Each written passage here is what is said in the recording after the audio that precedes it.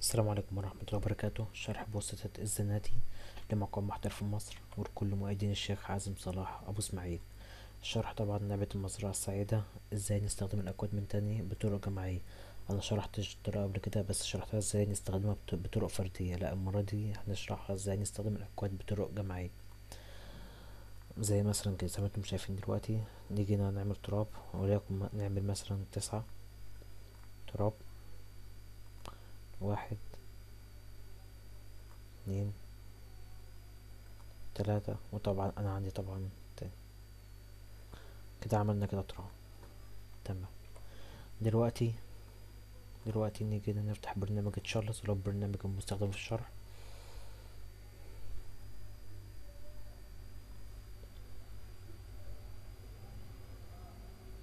3 2 1. كده البرنامج كده تمام، كده فتح.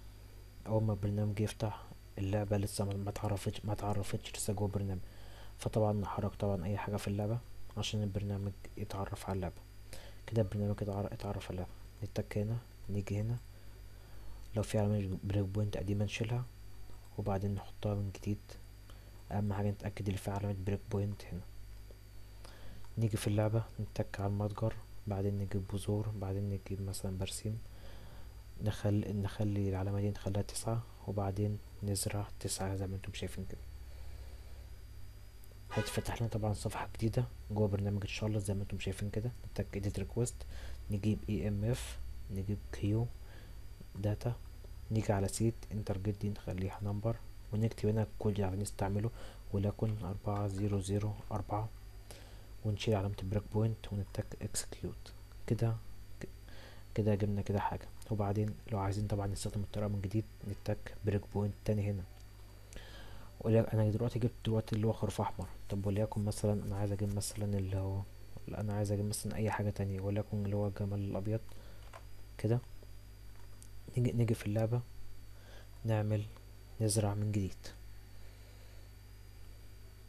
تفتح طبعا صفحة جديدة، تك edit request EMF Q data CD تارجت نخليها نمبر، ونيجي هنا ونكتب الكود، نشيل العلامة الحمراء، تك اكسكيوت اللي علامة البريك بوينت، وبعدين نعمل البريك بوينت من جديد ونشوف كود تاني اللي هو الجمل ده مثلا. نيجي هنا في اللعبة نزرع. اتفتح لنا صفحة جديدة في برنامج تشارلز زي ما انتم شايفين كده. edit request EMF Q data C نخليها نمبر، ونكتب هنا الكود، نشيل علامة البريك بوينت، تك اكسكيوت. طبعا كل علامة ايه موجب اللي هي الايه الزرقاء دي معناها اللي الطلعة نجحت. نتك هنا تاني، وبعدين اللي هي بريك بوينت، وبعدين نزرع. اتفتح لنا صفحة جديدة edit request EMF Q data تارجت نخليها نمبر، نكتب هنا 4005، نشيل علامة البريك بوينت، تك اكسكيوت. نحط بريك بوينت تاني ونشوف اي كود تاني، وليكن مثلا منطقة الناري. نعمل كده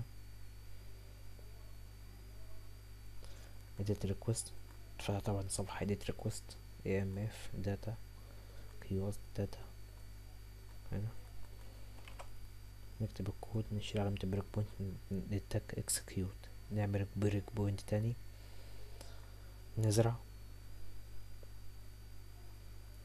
اتفتحت صفحة جديدة edit request EMF Q data دي نخليها نمبر، ونكتب هنا مثلا اللي هو كود 8002، ونشيل علامة البريك بوينت ونتك اكسكيوت.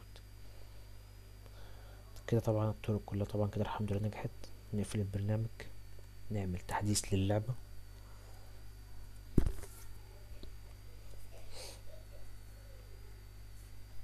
ونشوف اللي احنا عملناه. اخر كود طبعا اللي هو بتاع الشجرة الثلجية. شجرة طبعا جميلة وبحبها.